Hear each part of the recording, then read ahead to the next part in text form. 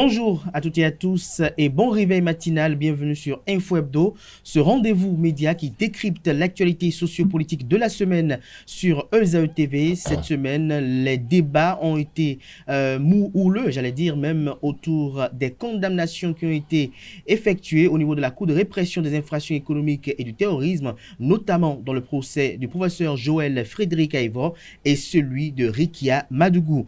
La Cour de répression des infractions économiques et du terrorisme criait à condamner le professeur Joël Frédéric Aivor à 10 ans de prison et à 45 millions d'amende. Quant à Rikia Madougou, elle a été condamnée, le verdict est tombé tôt au petit matin de ce samedi, à 20 ans de prison et à 50 millions d'amende. Nous essaierons de décrypter un peu le déroulement de ces différents procès. Et en plateau, j'ai avec moi Agapit Napoléon Maforican. Il est consultant média communication, analyste politique, chroniqueur politique.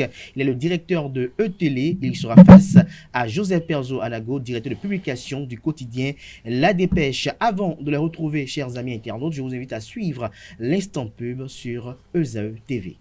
J'aurais dû t'enterrer depuis très longtemps. Les gars, regardez. Fais-moi dans la bouche ouverte. Eh, prends sa vidéo. Eh man, donc comme ça on doit la bouche ouverte. Mais arrêtez les gars, vous êtes sérieux? Donne-moi le téléphone. Arrête.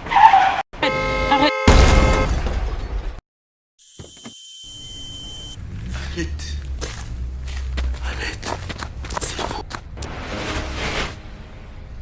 Cette fois-ci, je t'enterre.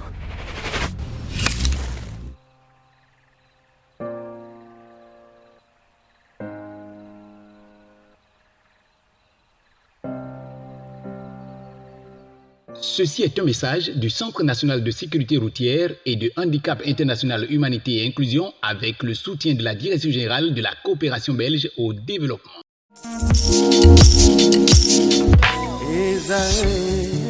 Étudiantes, étudiants, parents d'élèves, nouveaux bacheliers, vous recherchez une école adéquate de formation professionnelle et pratique pour vos études supérieures? Une seule référence, ESAE. ESAE vous offre des demi-bourses et réductions dans toutes ces filières.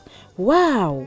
Payez 300 000 au lieu de 550 000 en licence 1, 2 et 3 en journalisme, réalisation, sciences de gestion, administration des affaires, sciences économiques et sciences juridiques. En master 1 et 2, 670 000 en journalisme et 550 000 en sciences de gestion et administration des affaires au lieu de 1 070 000. Écoutez, pour les 100 premières inscriptions en administration générale et administration des finances, payez 450 000 au lieu de 550 000 pour la licence 1, 2 et 3. En master 1 et 2, payez 870 000 au lieu de 1 070 000. Alors, rendez-vous vite à ESAE pour la rentrée académique 2021-2022. Les deuxième et troisième années démarrent le 20 septembre 2021 et la première année le 11 octobre 2021. Informations et renseignements, ESAE Cotonou, 3e rue à droite en quittant le carrefour Jadot pour la BIBE Jéricho. Téléphone 96 80 55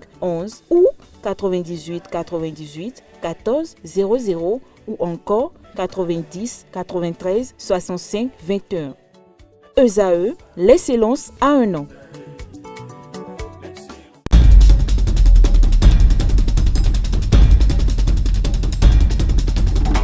Le décryptage ce matin sur Info Hebdo, comme je l'annonçais à l'entame de cette émission, se fera avec vous, Agapit Napoléon Maforican. Bonjour. Bonjour Kader, bonjour aux internautes. Merci d'avoir accepté notre invitation. C'est un plaisir. C'est un plaisir qui est partagé. Bonjour également à vous, Perzo Anago, et merci de toujours répondre à l'appel quand on vous fait appel. Bonjour chers confrères, bonjour aux internautes de ESAE TV. Merci d'être là ce matin. Alors, Perzo Anago, C'est vrai que le plaisir total si le studio était plus agréable, il faut le dire, en termes de température. Nous allons revoir ça le fois à venir. Nous ferons l'effort Merci. lors de la rentrée prochaine. Alors, Perzo Anago, nous allons commencer par ce qui est plus récent, le procès de Rikia Madougou. Pour vous, s'agit-il d'un procès politique, comme le commentent les uns et les autres sur les réseaux sociaux?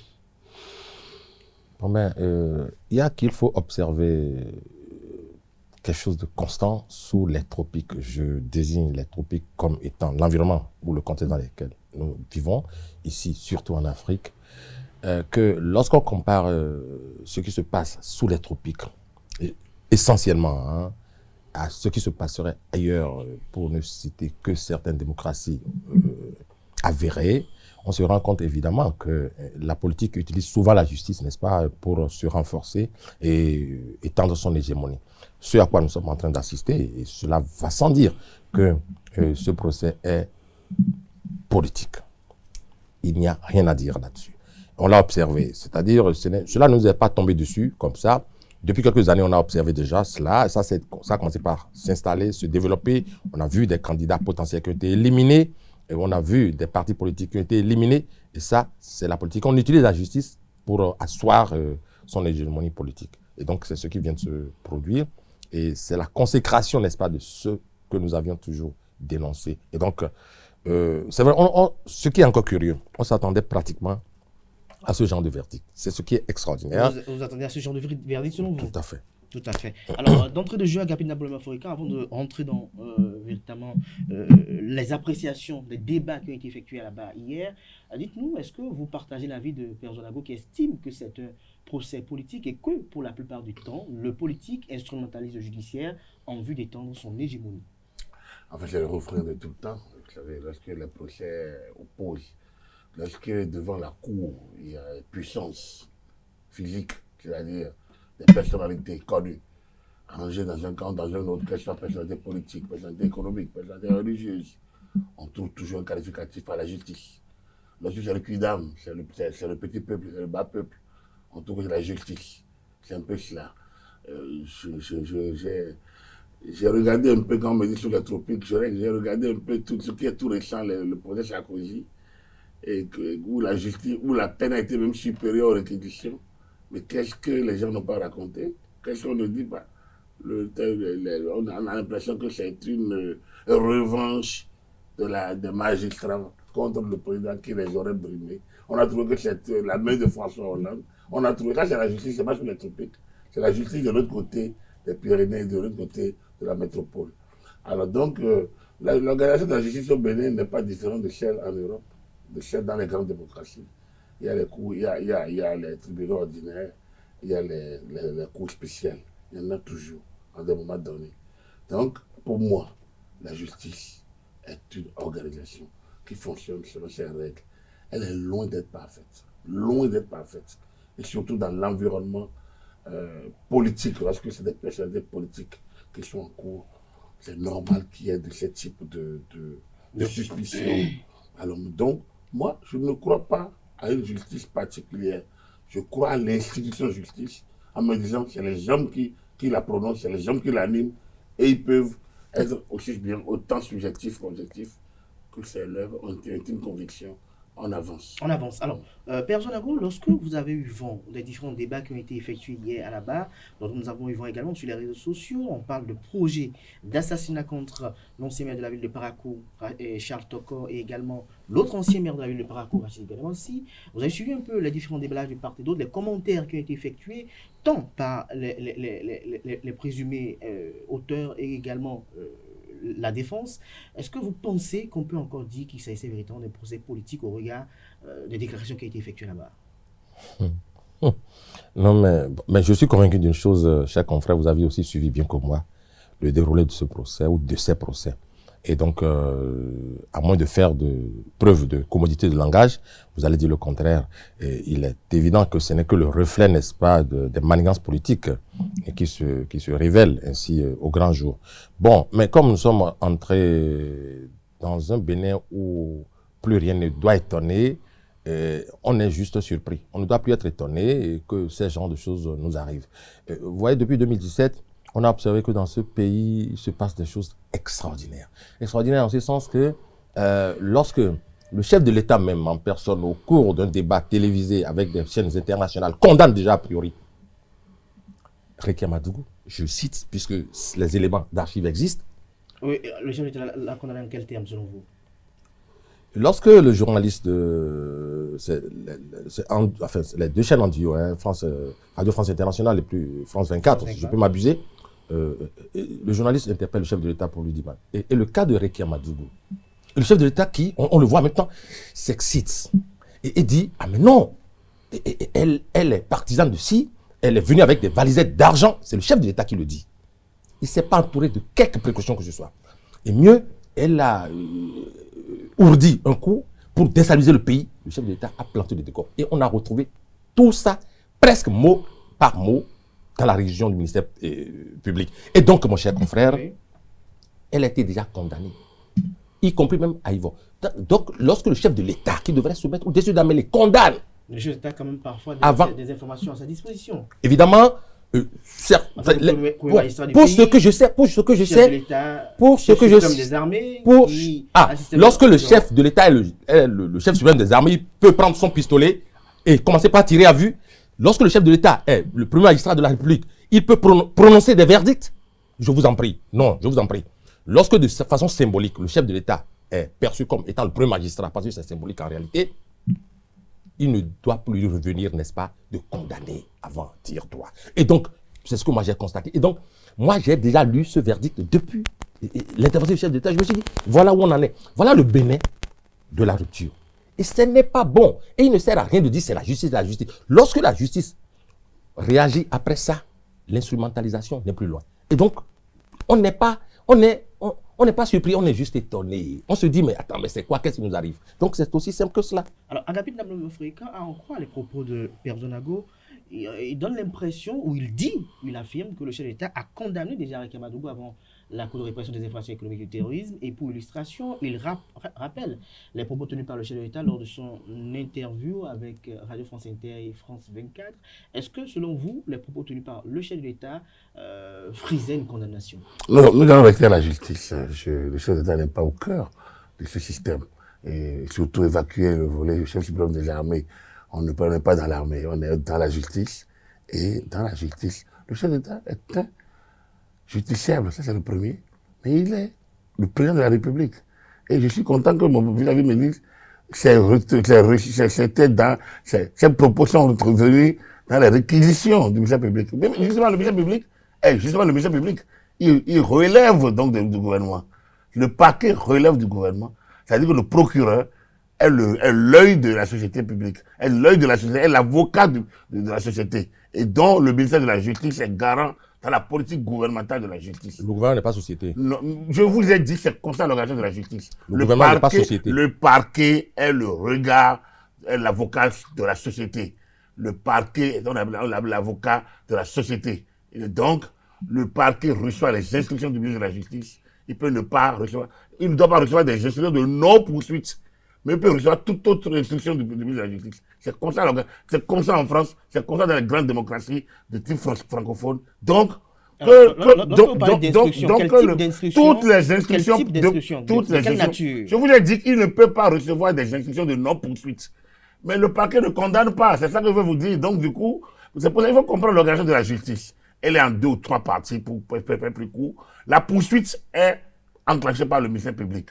Le ministère public, c'est justement le parquet. Le parquet c'est un peu le regard de la chancellerie, donc du ministère de la Justice. C'est l'œil du gouvernement dans le système judiciaire. Il faut déjà comprendre ça, que le procureur du parquet est un procureur à la disposition du ministre de la Justice. Mais lui, il lance la poursuite.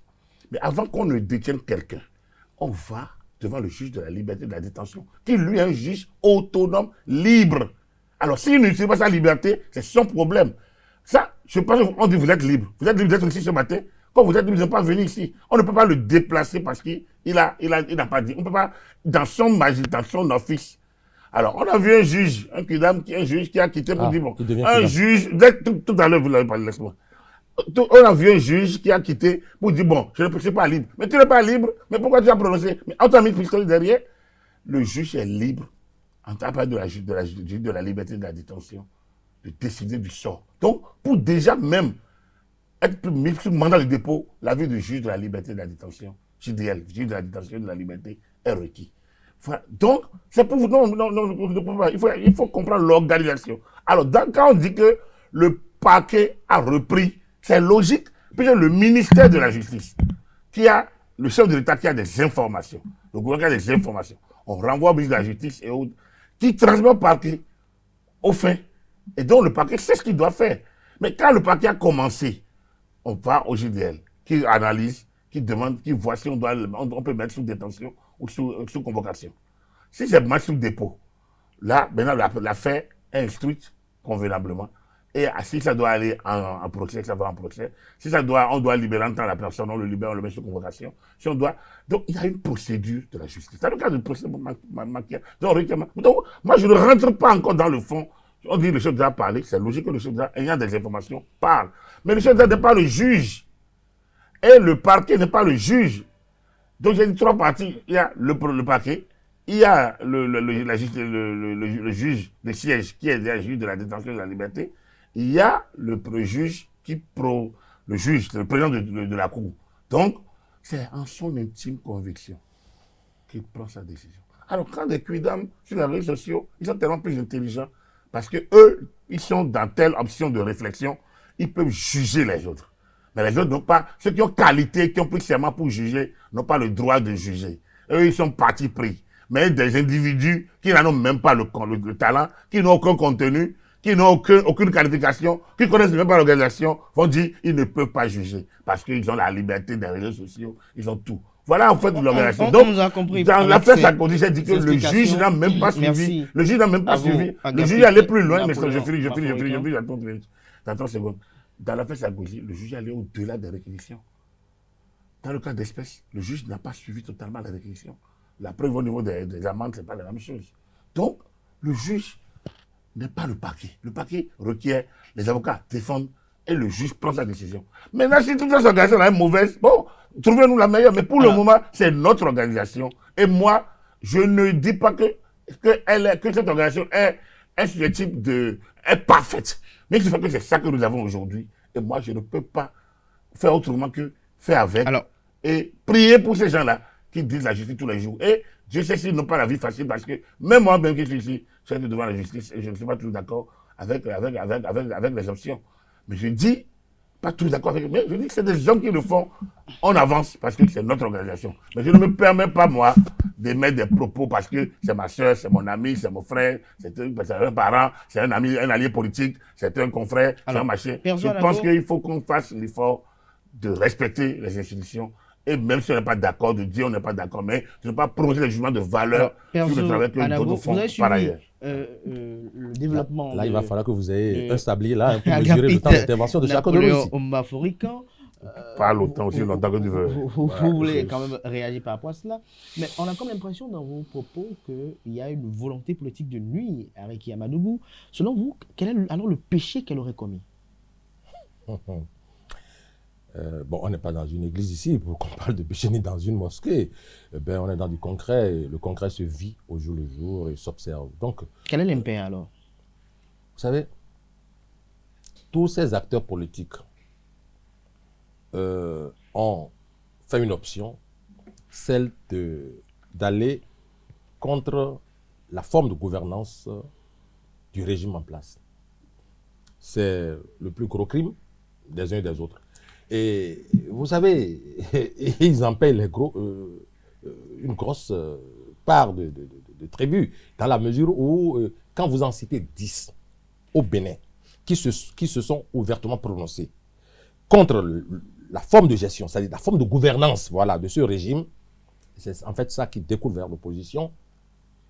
Je voudrais qu'on en cite 10 et que dans les 10, qu'il y ait une majorité qui soit encore libre de ces mouvements. Non.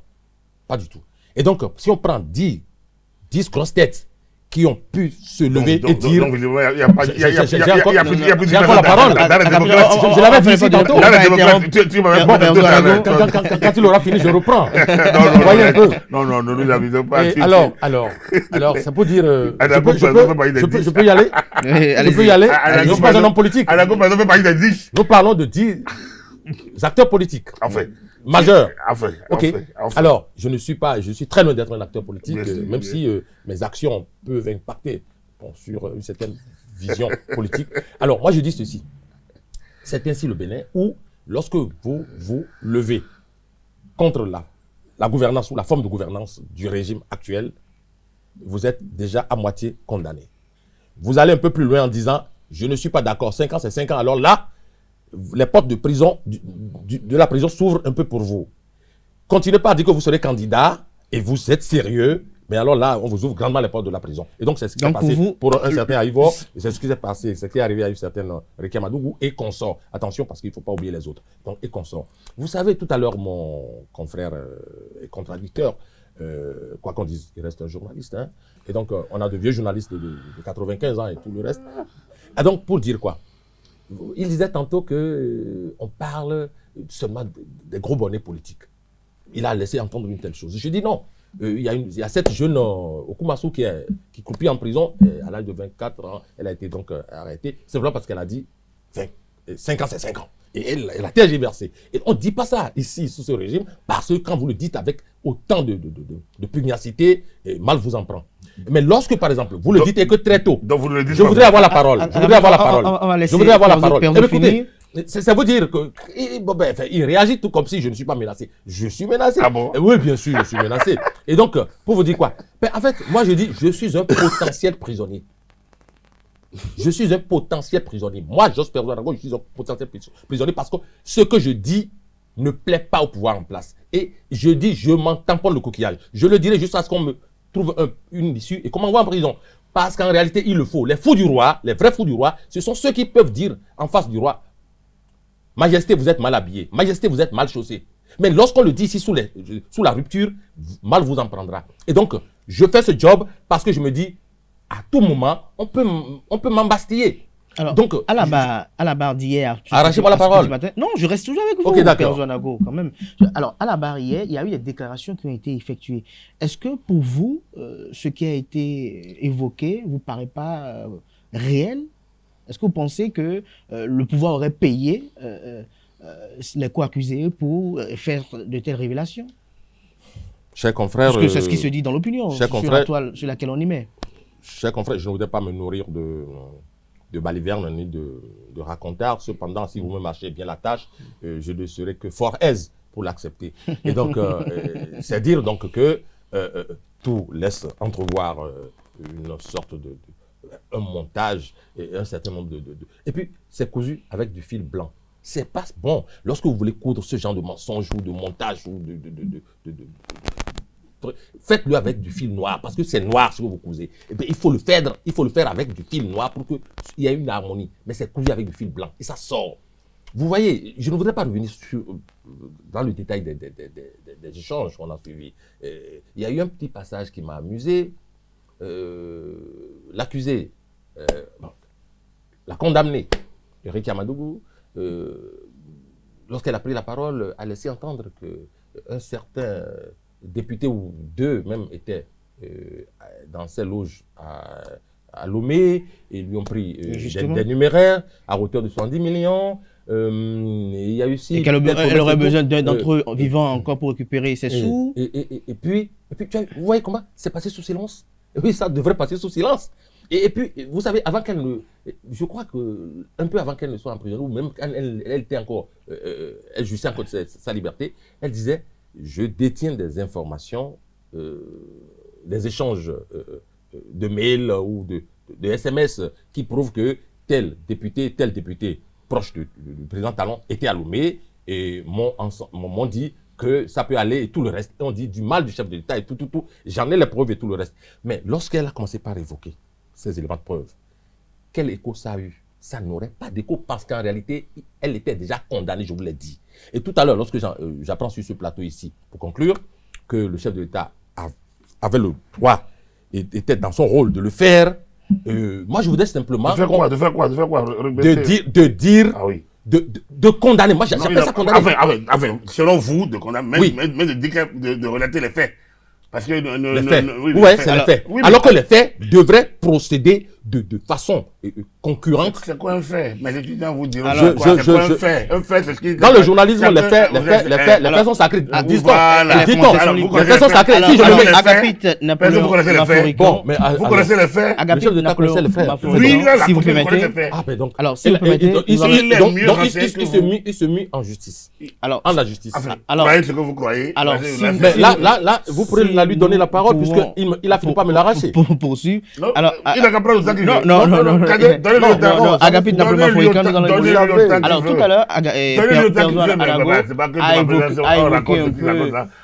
un pan des déclarations qui ont été effectuées hier là-bas par Ricky Amadougou, notamment des déclarations qui mettent au banc des accusés l'honorable Rachid Gadamasi, Mama Sani, Nazé Sado et bien d'autres. Ils sont dans le dossier pénal. Est-ce qu'ils sont dans le dossier pénal? Ces déclarations ont été effectuées à la barre. J'ai entendu, on m'a dit qu'ils sont allés à Lomé réclamer l'argent pour parrainage. C'est le dossier pénal. Vous savez, c'est ça qu'on appelle l'art de la confusion. On me dit, oui, voilà, parce qu'on a condamné. Non, on est dans le dossier pénal. Il me semble que si Madame Cédric avait, elle a ses avocats, ils peuvent disons, saisir le juge. Mais ils ont réclamé... N'importe quel juge, excusez-moi bien, ils peuvent saisir n'importe quel juge et dénoncer pour pression, extorcation et dessous, chantage, tout ce qu'ils veulent là, contre ces députés en question. S'ils veulent, ils peuvent par adoucir le fait. Ça, c'est n'importe quel, même à la justice togolaise, comme sur la justice béninoise. Parce que c'est sur deux territoires possibles. Donc, ils peuvent le faire, ils connaissent là. Madame Madougou fut, je garde des sceaux, elle connaît la procédure. Ces avocats sont là, ils connaissent la procédure. Donc, évacuons ces histoires-là. Restons dans le dossier technique. Ouais, vous savez, alors, que pensez-vous de la posture d'Antoine Veil hier? Non, ne me bloquez pas encore. N'importe qui peut dire n'importe quoi. Vous savez, comme je vous l'ai déjà dit, dans ce type de dossiers, ils sont sensibles. On a connu de grandes affaires. C'est la même chose. C'est politique, on m'a dit à cause de... Mais quand le petit peuple, lui, l'a condamné tranquillement, personne ne meurt pour lui, personne ne l'a déjà condamné à l'avance, mais les grands peuvent passer tranquillement parce qu'eux, ils ont la carapace de ne pas être justiciables. Moi, je condamne d'abord cette posture qu'on me dit, oui, dès que n'importe qui... On dit c'est la justice, on a déjà condamné. C'est l'organisation de la justice. Et quand c'est l'organisation, quelqu'un entre dedans, il a son avocat, les avocats locaux allaient démontrer la nullité du dossier. S'ils le demandent, tant mieux. S'ils ne le demandent pas, tant mieux. Si la personne est mal jugée, de deux choses l'une, soit de son vivant, justice lui sera faite, soit il sera rétabli par la postérité. Il y a toujours, c'est pas il y a de grandes affaires dans le monde entier. Alors, avant qu'on passe à l'affaire à Ivor, et on est revenu en arrière. Donc, que ce soit l'affaire Ivor, moi je ne peux, je le dis de pas principe et pas posture, que je ne rentre jamais dans le fond des décisions de justice. Je n'ai pas les dossiers en main. Donc je ne peux pas. Si c'est des procédures, elles sont de l'ordre de la justice. Donc la justice, c'est une institution.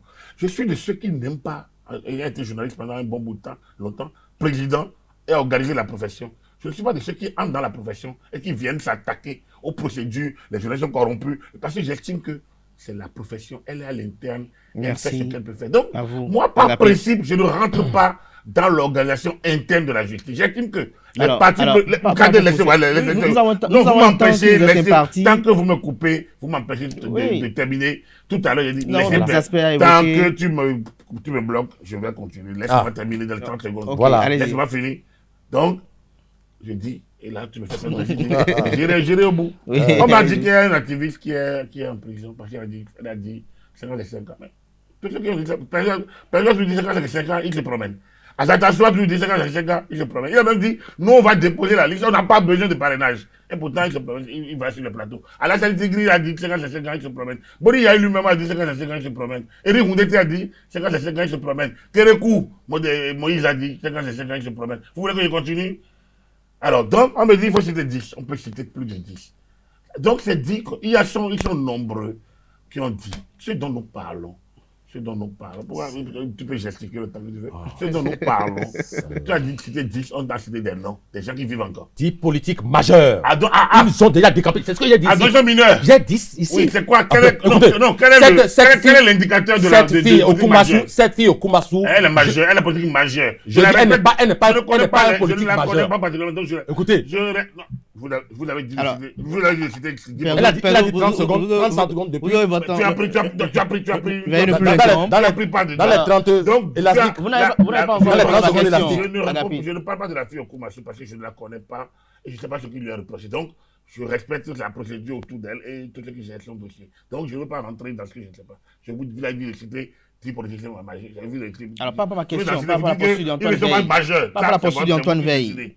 Vous pouvez de passer d'un avocat. Mais comment vous voulez que je juge le comportement d'un avocat par vie? C'est une affaire d'éducation et de culture. D'éducation et de culture, parce que vous rentrez dans une procédure. Je vous reviens avec le même temps de parole. Vous rentrez dans une procédure, vous devez respecter la procédure. Parce qu'il me semble que on peut dire tout ce qu'on a envie de dire au prétoire, mais tourner dos et se pencher en invective, en donnant de leçons, alors que on sait que le ministre de la Justice, ce que pense le ministre de la Justice française lui-même, on connaît que le ministre de la Justice française même a des dossiers, le ministre français de la Justice lui-même a des dossiers. Et on sait ce que lui-même disait avant d'être nommé ministre français de la Justice. Et si on rentre en France de M. V, on peut sortir plein de situations qui sont restées confuses. Et je parlais tout à l'heure de l'affaire Sagan. C'est pour dire quoi? La justice ne fait unanimité nulle part. Et que merci.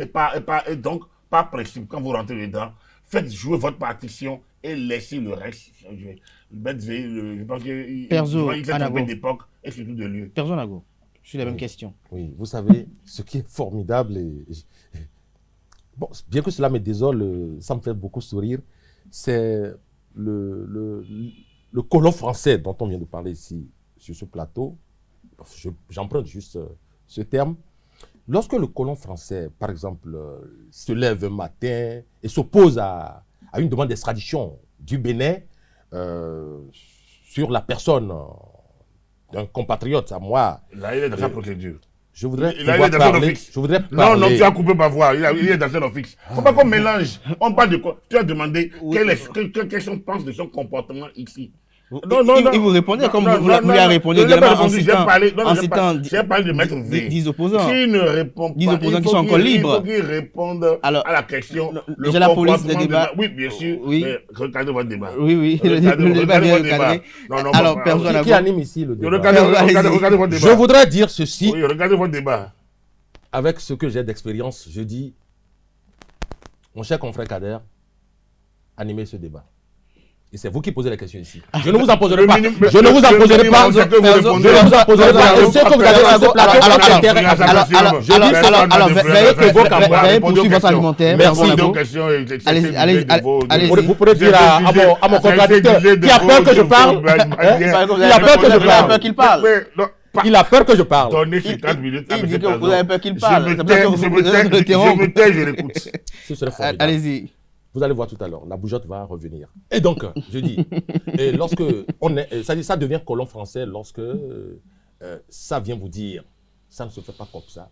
Cette procédure, je ne l'ai jamais vue quelque part parce que c'est truffé de mauvaises passes, c'est un montage, c'est un trou de rail, tout le reste. Lorsque, et on vous dit que ce que vous faites ici est tout sauf de la justice et de l'équité, on est colon français et tout, on est veille.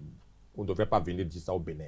Mais lorsque un Béninois, dont la demande d'extradition est introduite auprès de la France, on permet aux colons ou à la colonie française de dire « Nous n'avons pas confiance en la justice du Bénin parce qu'il nous est parvenu que les conditions d'exercice du droit ou de la justice ne sont pas remplies pour que nous envoyions un citoyen, fût-il béninois, à la justice de ce pays. » Nous avions, enfin, j'étais tenté de dire nous avions tous applaudi. Mais heureusement, il y a des gens qui n'auraient pas applaudi parce qu'ils n'étaient pas heureux de ce dénouement.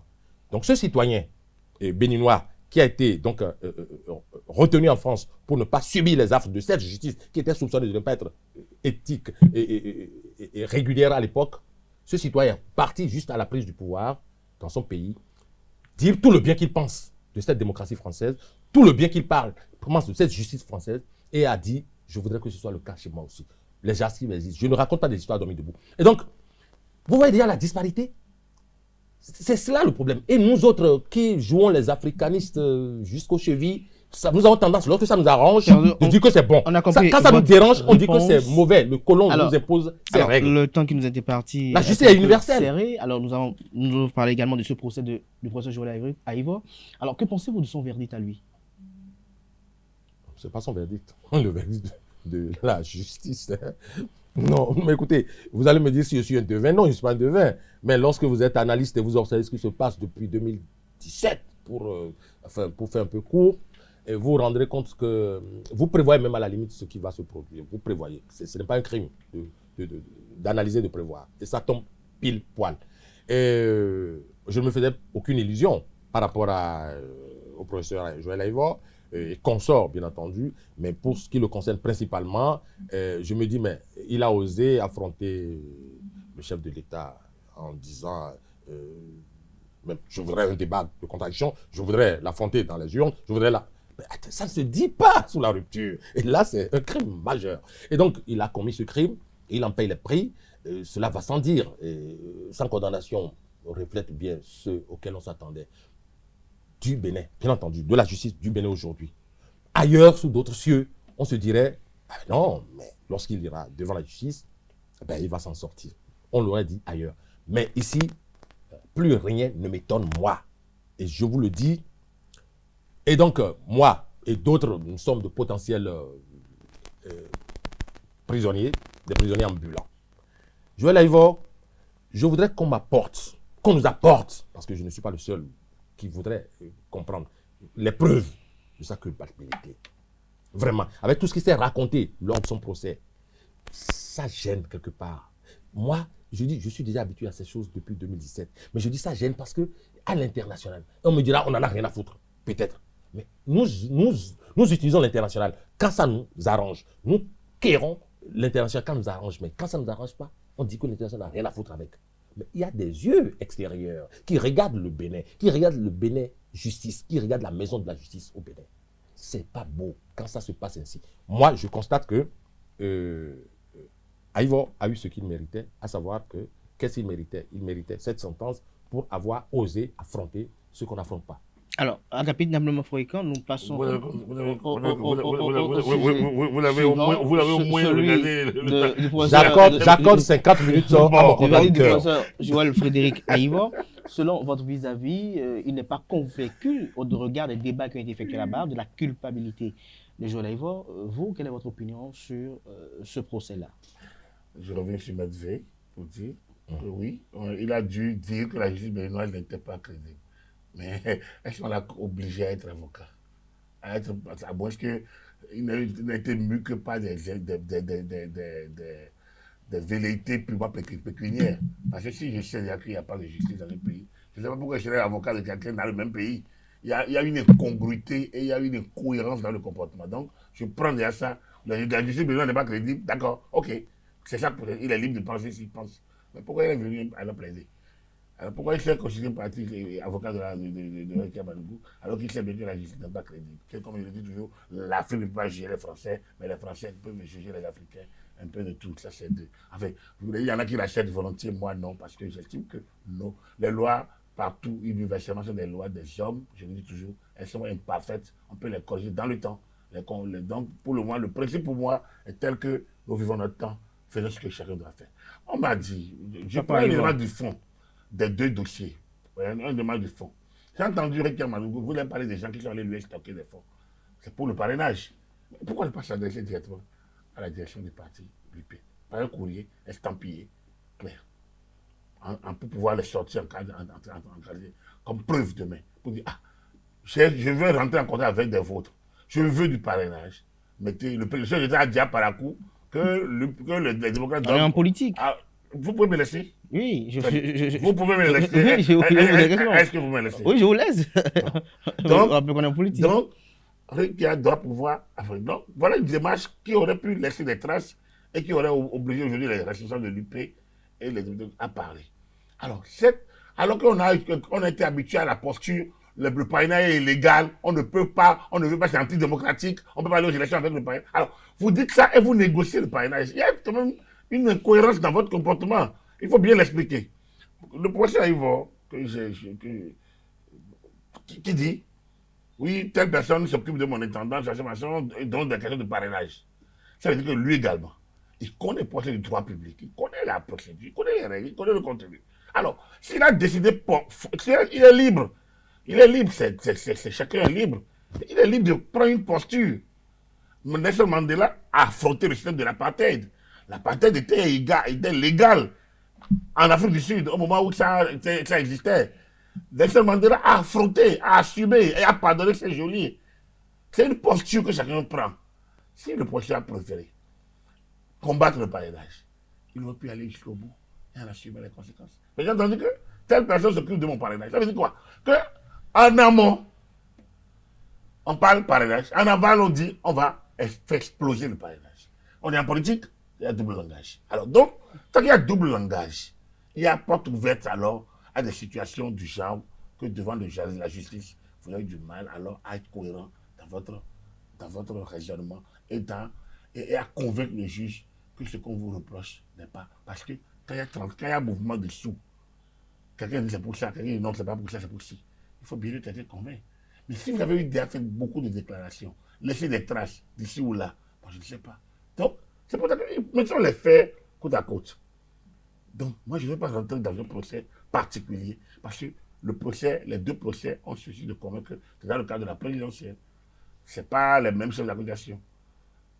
Ça fait deux personnalités respectables, importantes, et qui ont une famille, qui ont des amis, qui ont beaucoup de... Il y a d'autres personnes, à mon avis, dans le cadre des mêmes élections, qui sont restés 6 mois, 4 mois, qui sont sortis dans l'anonymat. Ils ont aussi une grande famille. Et il y a d'autres, peut-être qu'ils sont encore. Donc, pour moi, le procès est le procès. Il s'est déroulé selon la typologie d'un procès régulier en démocratie. Tout à l'heure, on a parlé de l'international. Mais c'est à l'international, je ne sais pas si le Bénin a un problème à l'international. Nous venons de rayonner à l'international. C'est encore l'un des indicateurs. Quand on va me dire on a quitté la démocratie pour faire la démocratie hybride, mais combien de pays ne l'ont pas fait? À des moments donnés dans votre histoire, quand vous prenez certains textes, vous prenez certaines mesures de gouvernance, les gens, ils ont des indicateurs. Mais le même Bénin a été élu tout récemment à la Commission des droits de l'homme des Nations Unies. Et à quelle hauteur? Le Bénin a été le pays le mieux élu en Afrique, le mieux élu en Afrique, 189, 192, à 1914 et autres. C'est un indicateur aussi à l'international. On peut en trouver d'autres. Je pense que chacun peut utiliser les paramètres qu'il a. Mais quand, peu ou prou, le Bénin rayonne encore à l'international. Alors, Père Zoanago, ma question à votre endroit, c'est de savoir, est-ce que Ricky Amadougou et Joe Laïvor, dans leur posture d'opposant, n'ont pas offensé la République, d'une part?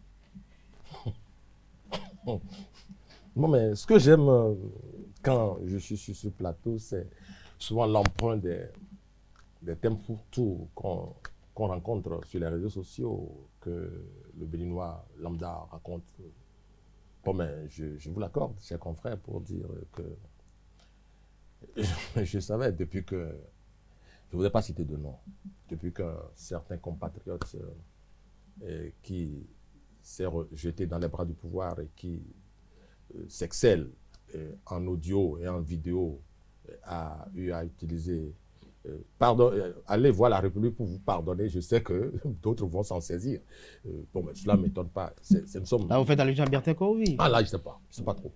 Et donc, pour dire ceci, vous savez, mon contradicteur a fait 5 minutes. Je n'en ferai pas 5, je ferai juste 2. Donc, non, je voudrais dire ceci.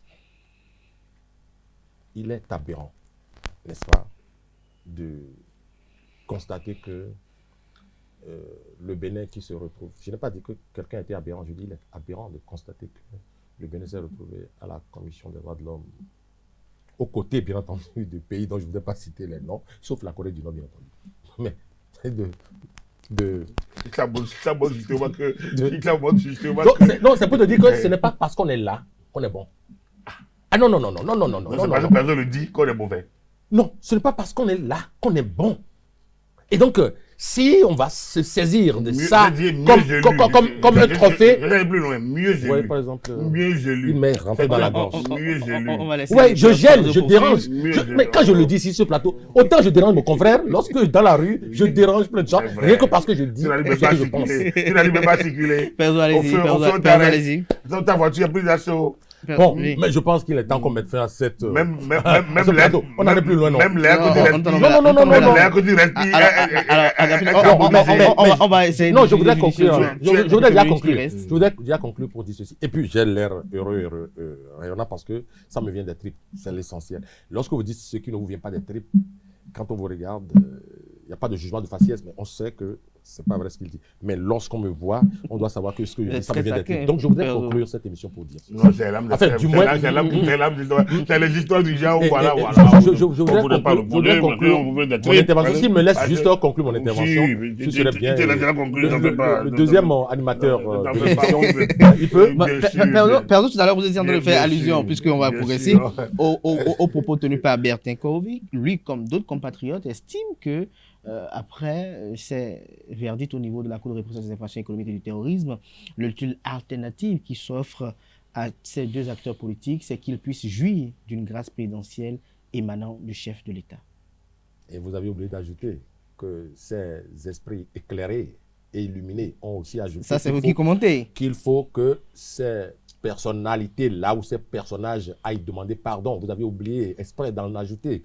Non, mais comme quoi, sous nous autres ici, sous cette démocratie de la rupture, il y a de ces genres de choses que vous allez entendre qui relèvent de l'aberration, mais vous allez vous en contenter.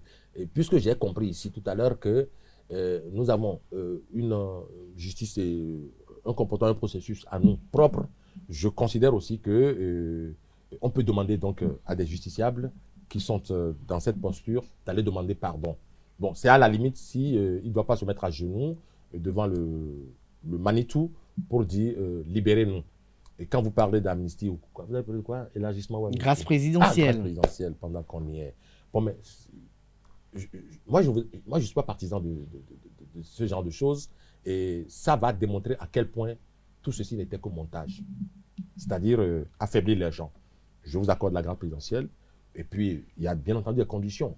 Plus jamais je ne vous entendrai dire, ça c'est le grand Manitou.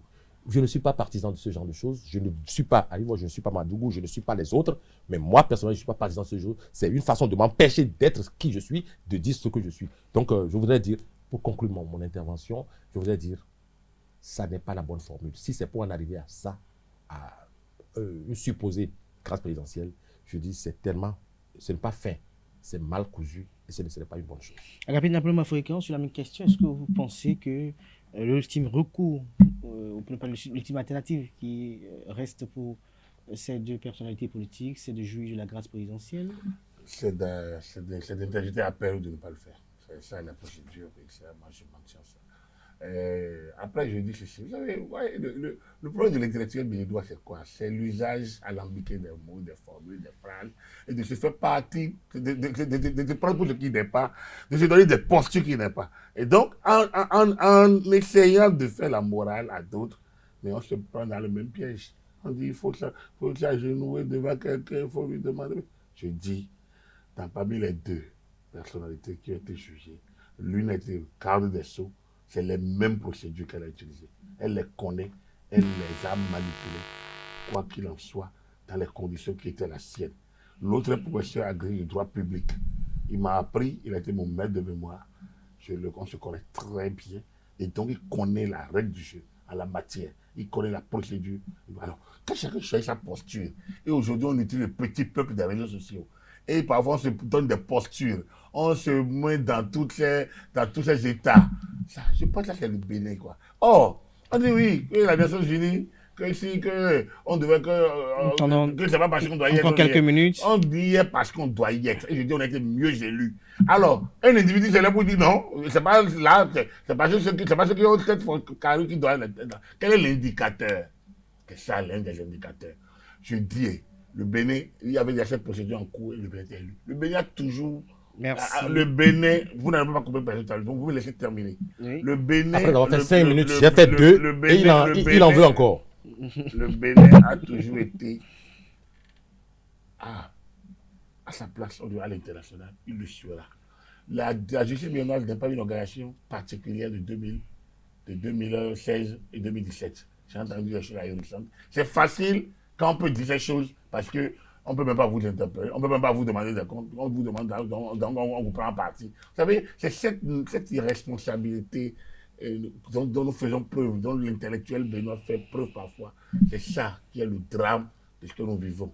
Il faudrait qu'on s'entende finalement sur un format minimum de gestion commune, de vie communautaire, de vie institutionnelle, pour que au moins le petit peuple qui nous suit suive au moins une direction. Or, ici, quand on est ici, en défense ici, Demain, on va vous dire, non, c'est le Bénin qui est mauvais, c'est l'institution qui est mauvais. Quand j'ai été garde des Sceaux, je connais les procédures, je les respecterai. Voilà. Merci à vous, Agapit Napoléon Maforican. Merci également à vous, Père Zouanago. Je crois que ces dossiers ont encore beaucoup d'aspects qu'on pourrait commenter, mais le temps qui nous est imparti est assez court. Les sujets sont assez vastes. Merci également pour les différents, j'allais dire, commentaires et opinions diverses. Merci également à vous, chers amis internautes. Merci pour l'attention que vous accordez à ce programme télé sur ESAE TV. Nous allons continuer de suivre cette actualité. Nous y reviendrons avec beaucoup plus de détails, notamment dans nos différents débats, notamment sur Free Matin et peut-être, pourquoi pas, lors du prochain rendez-vous de Info Hebdo. Merci également pour les commentaires que vous nous laissez au cours de cette émission. Ça nous permet également de nous améliorer et je vous garantis que à la rentrée en 2022, nous aurons encore à vous offrir un service de meilleure qualité. Merci également à toute l'équipe technique qui travaille d'arrache-pied afin que nous puissions avoir cette émission. À la régie, Ruth Sodedi, au plateau, nous avons Jeff Terunguet. Merci à ces deux qui ont quand même concouru à l'effectivité, pour ne pas dire à la réalisation de cette émission. Merci également à vous. Sans vous, nous ne pouvons pas faire cette émission. On se retrouve demain pour l'inviter avec le bâtonnier Jacques Migan. Je m'appelle Kofi, j'ai 10 ans. Mes parents et moi vivions une vie de bonheur parfait jusqu'au jour où ce bonheur fut stoppé par un accident de circulation. La mort emporta ma tendre et aimable mère. Mon destin changea. Aujourd'hui, mon père qui était pour moi une source de bonheur m'est devenu un fardeau lourd à porter. Chaque regard qu'il pose sur moi me fait pleurer intérieurement. Chers parents, par amour pour vos enfants, préservez notre avenir en évitant l'excès de vitesse. Ceci est un message du Centre national de sécurité routière et de handicap international humanité et inclusion avec le soutien de la Direction générale de la coopération belge au développement.